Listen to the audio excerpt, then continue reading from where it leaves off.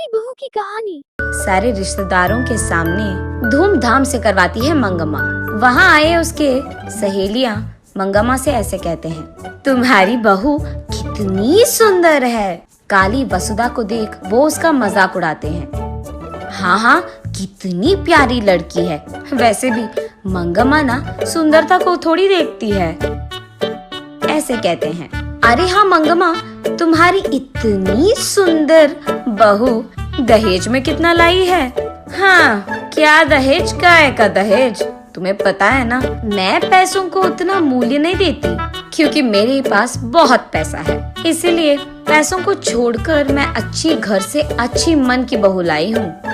बाहर तो मंगम्मा यही कह रही थी, लेकिन अंदर वसुधा जो 100 एकड़ का भूमि अपने साथ दहेज में ला रही है, उसके बारे में सोचते हुए बहुत खुश होती है। तू तो जल रही है कि मुझे बहुत अच्छी मन की बहू मिली है। ये कहकर मंगम्मा वहाँ से चली जाती है। कुछ दिन बाद मंगम्मा की सहेलियाँ वहाँ आते हैं। अरे रे, क्या हुआ मंगम्मा, इतनी अच्छी मन की बहू को इतना उल्टा सीधा कह रही हो, ऐसा क्या हो गया।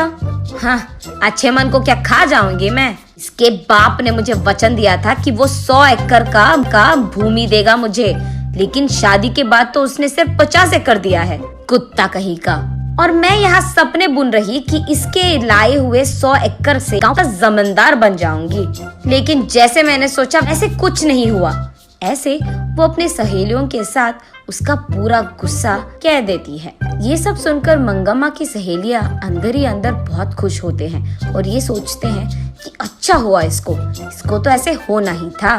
लेकिन बाहर तो वो ऐसे कहते हैं, अरे रे मंगम्मा, चलो जो हो गया सो हो गया। वैसे इतनी अच्छी मन की भोली बहू और इतनी सुंदर बहू पाने के लिए ना लिखा होना चाहिए तुम्हारे जैसे। ऐसे हंसते हुए उसका मजाक उड़ाकर वहाँ से चले जाते हैं। छा, इस बहू के कारण ये लोग भी मेरा मजाक उड़ा रहे हैं, ऐसे चिढ़ जाती है।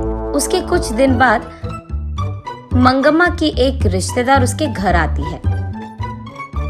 क्यों मंगम्मा, कैसे हो तुम? माफ कर देना, मैं तुम्हारे बेटे की शादी में नहीं आ पाई, लेकिन बहू को तो दिखा दो, ऐसे कहती है। ठीक तभी वहाँ वसुधा को गुजरते हुए देख मंगम्मा, कौन है ये अति सुंदर लड़की? तब मंगम्मा जो कुछ भी हुआ उसे बताती है। ये सुनकर वो रिश्तेदार ऐसे कहती है, ये सब छोड़ो, कम से कम पोता पोती नसीब हुए क्या? हाँ, वही रह गया था, ऐसे गुस्से में कहती है मंगम्मा।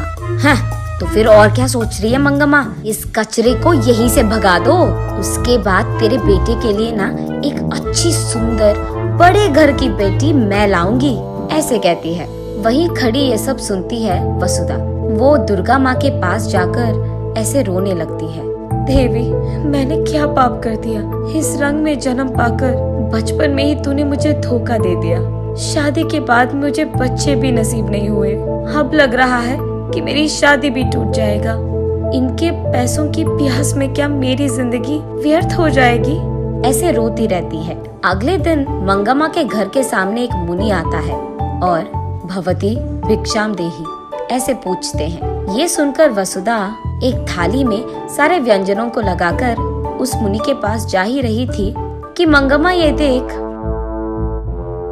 हाँ, जो भी यहाँ आता है उसको ये सब देने के लिए तेरे बाप ने यहाँ 100 एकड़ का भूमि नहीं छोड़ा है। आई बड़ी, तुझे खिलाना ही बहुत ज्यादा हो गया और तू इसको खिला रही है, चल निकल यहाँ से, ऐसे गुस्सा करती है।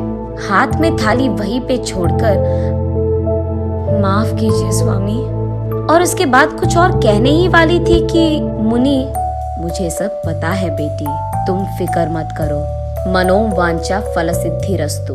ये आशीर्वाद देकर वो वहाँ से चले जाते हैं। अगले ही दिन जब वसुधा सुबह उठकर आईने में अपने आप को देखती है तो वो चौंक जाती है, क्योंकि वो सफेद और बहुत सुंदर बन जाती है। ये देख वो खुशी खुशी बाहर आती है। वहीं बैठे मंगम्मा और उसके सहेलियां वसुधा को देख चौंक जाते हैं। इतने में ही वसुधा बेहोश होकर नीचे गिर जाती है। आंखें खोलने पर उसका पति, उसके सास और एक डॉक्टर भी वही रहते हैं। कंग्रेट्स, तुम अब माँ बनने वाली हो।